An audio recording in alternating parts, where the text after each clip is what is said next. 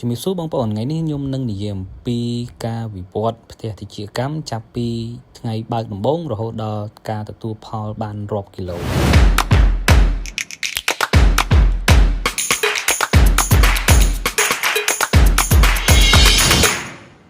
បងប្អូននេះគឺជាលិមូកតិចកម្មដែលវាចូលមករស់នៅក្នុងផ្ទះរបស់យើងនៅពេលដែលយើងចាប់ផ្ដើម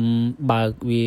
ដំបូងគឺវាមានលក្ខណៈបែបនេះហើយនៅពេលដែលវាចូលមកនៅផ្ទះរបស់យើងយូរនៅពេលដែលដល់រដូវបន្តពូជគឺវាចាប់ផ្ដើមបៀកសម្បុកតិចរហូតដល់វានឹងធ្វើចេញជាសម្បុកទាំងមូលសម្រាប់ដាក់ពងនិងបន្តពូជខាងលើនេះគឺជាវដ្តជីវិតនៃការបន្តពូជរបស់សត្វតិចកម្មតែអ្វីដែល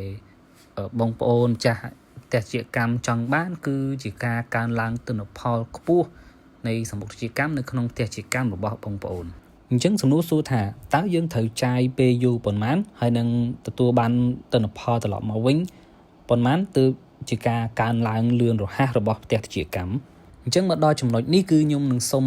បែងចែកវាជា3ដំណាក់កាលធំដំណាក់កាលឆ្នាំទី1ដំណាក់កាលឆ្នាំទី2ដំណាក់កាលឆ្នាំទី3បើសិនជាអ្នកទាំងអស់គ្នាឆ្លងផុត3ដំណាក់កាលធំមួយនេះនោះផ្ទះតិចកម្មរបស់អ្នកទាំងអស់គ្នានឹងក្លាយទៅជាកំណប់ទ្រព្យរបស់អ្នកទាំងអស់គ្នាយ៉ាងពិតប្រាកដនៅក្នុងដំណាក់កាលទី1នេះគឺជាដំណាក់កាលនៃការបើកដំណើរការផ្ទះតិចកម្មរបស់ពួកយើងហើយក៏ជាដំណាក់កាលនៃការតាក់ទាញសត្វតិចកម្មចូលមករស់នៅក្នុងផ្ទះរបស់យើងផងដែរអញ្ចឹងនៅក្នុងដំណាក់កាលទី1នេះបើសិនជាយើងអាចតាក់ទាញសត្វតិចកម្មមករស់នៅក្នុងផ្ទះរបស់យើងបានចាប់ពី100កន្លែងឡើងទៅនោះបានន័យថាយើងជោគជ័យនៅក្នុងដំណាក់កាលទី1នេះហើយចូលមកដល់ដំណាក់កាលទី2គឺជាដំណាក់កាលដែលយើងអាចប្រមូលផលបានបណ្ដើហើយបងប្អូនតែពួកយើងមិនភ្លេចទេគឺវិធីសាស្ត្រតាក់ទាញសត្វតិចកម្មឲ្យចូលមករស់នៅក្នុងផ្ទះរបស់ពួកយើងបន្ថែមទៀតពីព្រោះថាគោលដៅរបស់ពួកយើងគឺជាការប្រមូលផលបានរាប់សិបគីឡូដូច្នេះនៅក្នុងដំណាក់កាលទី2នេះបើសិនបើផ្ទះរបស់បងប្អូនអាចប្រមូលផលម្ដងទទួលបានពីចន្លោះ1គីឡូទៅដល់2គីឡូមានន័យថាផ្ទះរបស់បងប្អូននឹងជោគជ័យនៅក្នុងដំណាក់កាលទី2នេះហើយសម្រាប់ដំណាក់កាលទី3វាមិនសូវជាមានភាពខុសប្លែកពីដំណាក់កាលទី2ទេបើសិនជាបងប្អូនអាចប្រមូលផលម្ដងបានចន្លោះពី2គីឡូទៅដល់3គីឡូកន្លះនោះមានន័យថាផ្ទះរបស់បងប្អូនទទួលបានជោគជ័យទាំង3ដំណាក់កាលនេះហើយ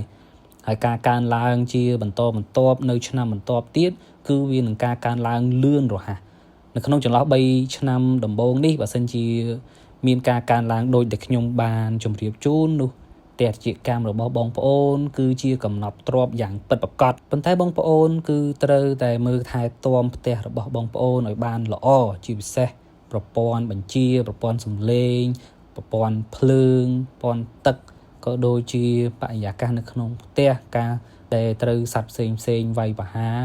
ក៏ដូចជាមានតកែមានពស់មានស្ទាំងមានខ្លែងស្រាកពេលយប់ដែលជាសត្វមកវាយប្រហារដែលធ្វើឲ្យមានផលរំខានទៅដល់ការកើនឡើងនៅក្នុងផ្ទះរបស់យើងផងដែរហើយក្រោយគឺខ្ញុំនឹងមានបទពិសោធន៍ថ្មីទៀតសម្រាប់ចែកជូនទៅដល់បងប្អូនទាំងអស់គ្នាដើម្បីយកទៅអភិវឌ្ឍផ្ទះតិចកម្មឲ្យទទួលបានផលច្រើនគ្រប់គ្នាបាទសូមអរគុណ